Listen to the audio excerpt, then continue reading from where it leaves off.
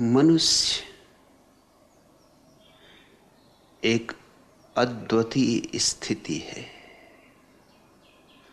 और ध्यान रखना शब्द स्थिति। एक जगत है मनुष्यों के नीचे पशुओं का, वे पूरे ही पैदा होते हैं, उन्हें जो होना है वैसे ही पैदा होते हैं। और एक जगत है मनुष्य के ऊपर बुद्धों का, उन्हें जैसा होना है वे हो गए, अब कुछ होने को नहीं बचा। और दोनों के मध्य में मनुष्य की चिंता का लोक है।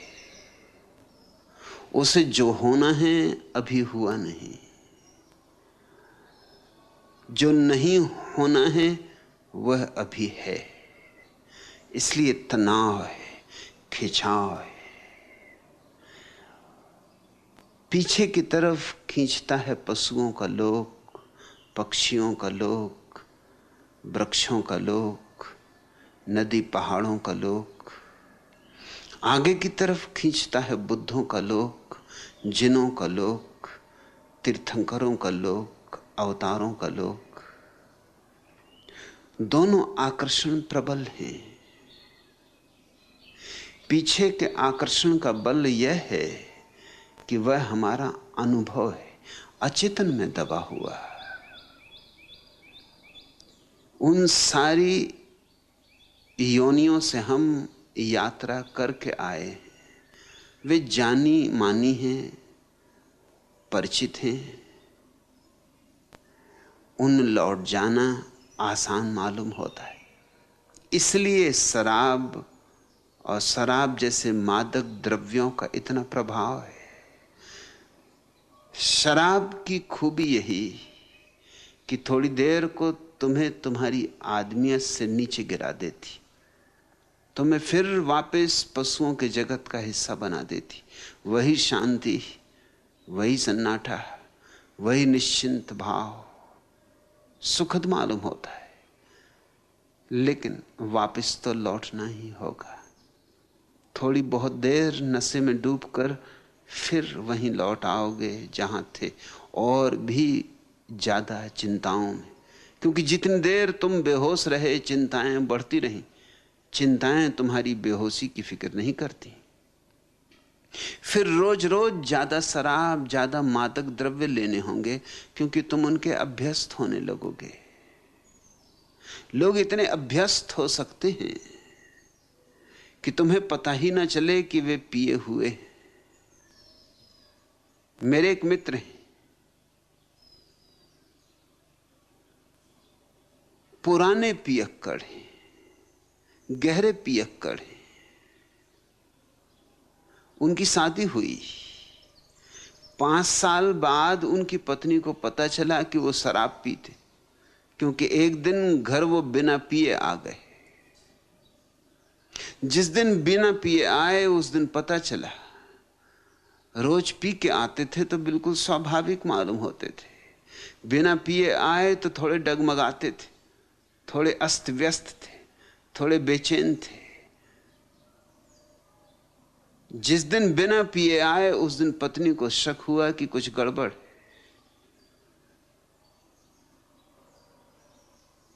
मैं उनसे वर्षों से परिचित हूं। कितना ही उन्हें पिला दो, तुम ऊपर से जांच करके बता नहीं सकते कि वो पिए हुए। अभ्यस्त हो गए। शरीर ने इस नए रसायन को सीख लिया। और फिर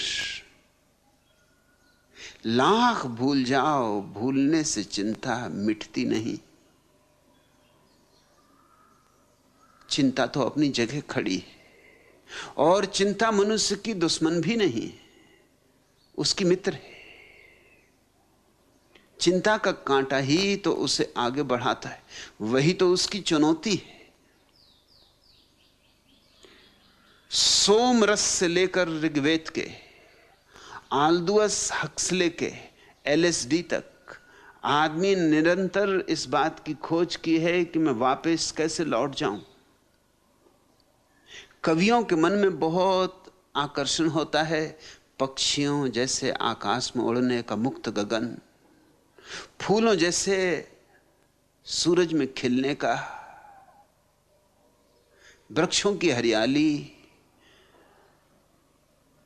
नदियों का कलकल नाद, सागर में उठते तूफान और आंधियां, आकाश में गरजते बादल और कड़कती बिजलियां।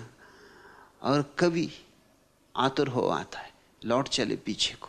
यह आकस्मिक नहीं है कि कवि, चित्रकार, संगीतज्ञ आम तौर से मादक द्रव्यों में उत्सुक हो जाते।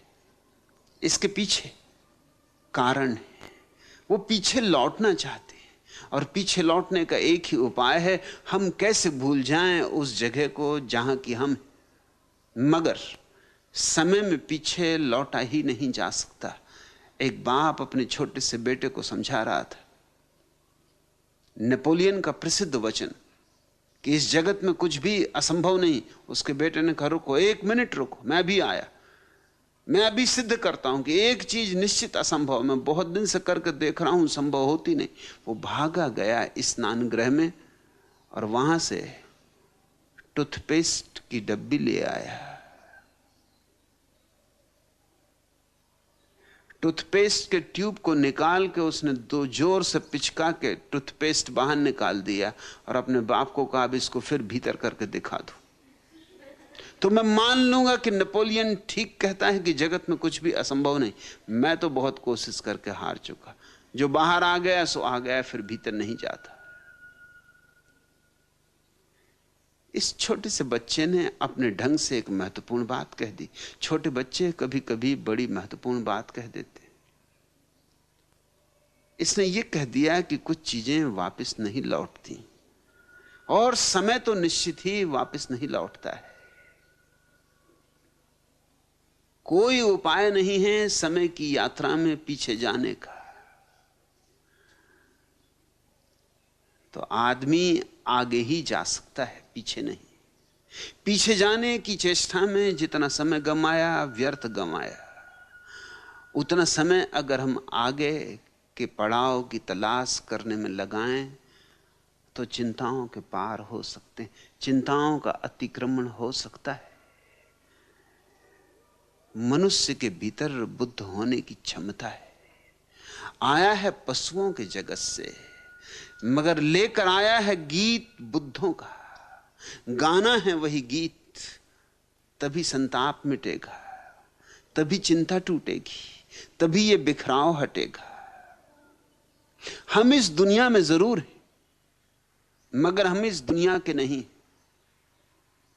हमें आगे जाना है, हमें पार जाना है। पार का बुलावा प्रतिपल आ रहा है। दूर का किनारा पातियों पर पातियां भेज रहा है। कब तक अनसुनी करोगे? कब तक पीठ किए रहोगे?